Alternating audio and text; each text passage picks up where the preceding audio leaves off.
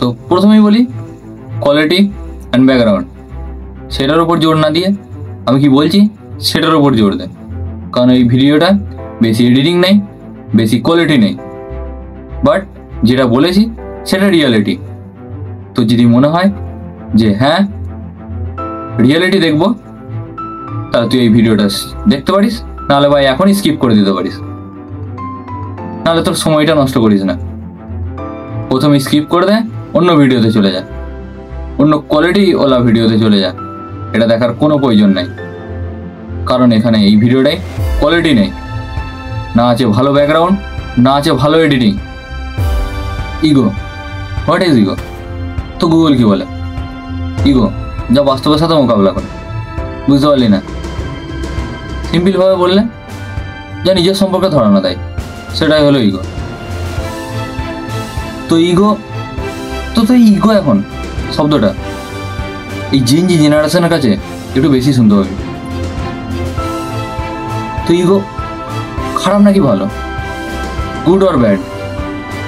আমাকে যদি জিজ্ঞাসা করিস personally, my opinion, ego is good. শখ লাগলো? হ্যাঁ, সেটাই স্বাভাবিক। আর তারপর কিছু জন আছে যারা কমেন্ট বক্সে আমাকে ভালো ভালো কিছু বলবে এক্ষুনি, তো তাদেরকে বলছি আগে ভিডিওটা ফুল দেখ, তারপর তোদের জন্য কমেন্ট বক্স খোলা আছে। যদি মনে হয় যে আমি কিছু ভুল বলেছি, তাহলে তোরা যা খুশি বলতে পারিস, আমি কোনো কমেন্ট রিমুভ করব না। তার আগে ভিডিওটা ফুল ওয়াচ কর। তো ইগোর কনসেপ্টটা ভাই এই ইজিও, এই তিনটে ওয়ার্ড, এই ওয়ার্ডের কনসেপ্টটা, ওয়ার্ডটা ছোট করতে পারে, কিন্তু এই ওয়ার্ডের কনসেপ্টটা ততটাই বড়, তোর থিঙ্কিং পাওয়ারের চেয়েও বেশি বড়। ইগো শব্দটা কেউ যদি রাইট ওয়েতে ব্যবহার করে, তাহলে সে তার ড্রিম, তার অ্যাচিভমেন্ট, তার সাকসেস ওতে কেউ আটকাতে পারবে না।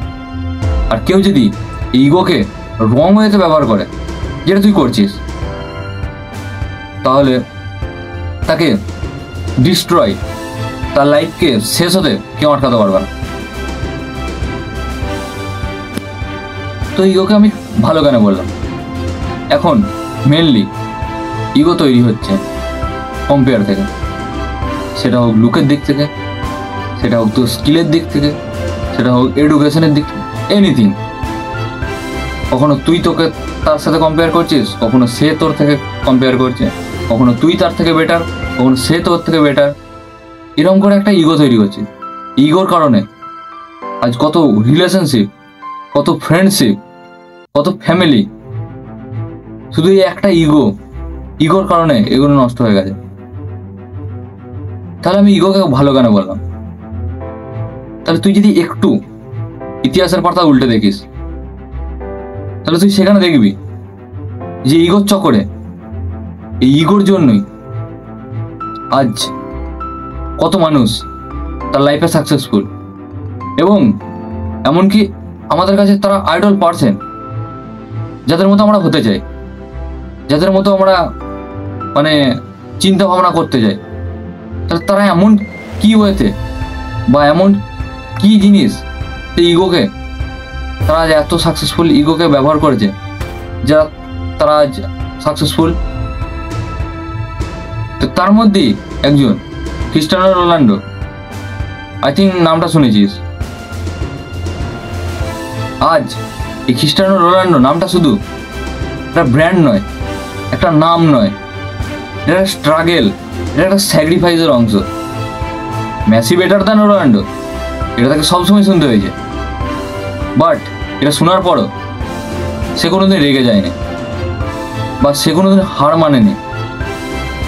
সে সবসময় নিজেকে বলেছে, সে সবসময় তার ইগোকে বলেছে যে তুই দেখিয়ে দে, তুই খেলাতে দেখা, তোর ফিটনেসে দেখা।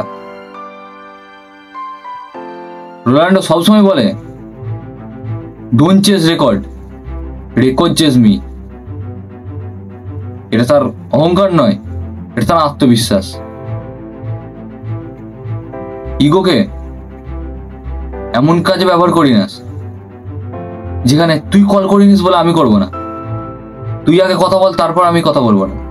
আরে লাউড়ে, ইগোকে এমন কাজে ব্যবহার কর যে তুই আজ যেই জায়গায় আছিস কাল আমি ওই জায়গায় আসবো, তুই আজকে যে জায়গায় আছিস কাল আমি ওই জায়গায় পৌঁছাবো।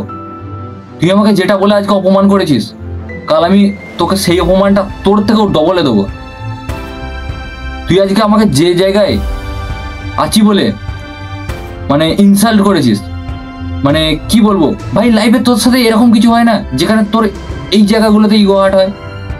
ইগোকে এই কাজে ব্যবহার কর যে আজকে তুই যেই জায়গায় আছিস কাল আমি ওই জায়গায় পৌঁছাবো। তুই আজকে আমাকে যেই জায়গায় ছেড়ে গেছিস আমি সেই জায়গায় পৌঁছাবো। ইগো এটা নিজেকে সাকসেসের কাজে লাগা, নাকি তুই কল করিনিস বলে আমি করবো না, বা তুই আগে কথা বল তারপর আমি কথা বলবো। আই হোপ তুই বুঝতে পেরেছিস। এই ভিডিওটার কারণই এটা, তোকে ইগো সম্পর্কে ধারণা দেয়া, যেটা তুই ভাবছিস সেটা ইগো নয়। ইগোকে সাকসেসের কাজে লাগা, যেটা প্রত্যেকটা সাকসেসফুল মানুষ করেছে। এই ভিডিওটা যদি দেখে তোর ইগো সম্পর্কে ধারণাটা একটুও বদলায় তাহলে সেটাই আমার কাছে সবথেকে বড় পাওয়া হবে। কারণ এই ভিডিওটার কনসেপ্টই ছিল তোকে ইগো সম্পর্কে ধারণাটা চেঞ্জ করা। তুই চাইলে আমাদের এই জার্নিতে যোগ দিতে পারিস, নাহলে স্কিপ করতে পারিস। Choice are your, upgrade your self.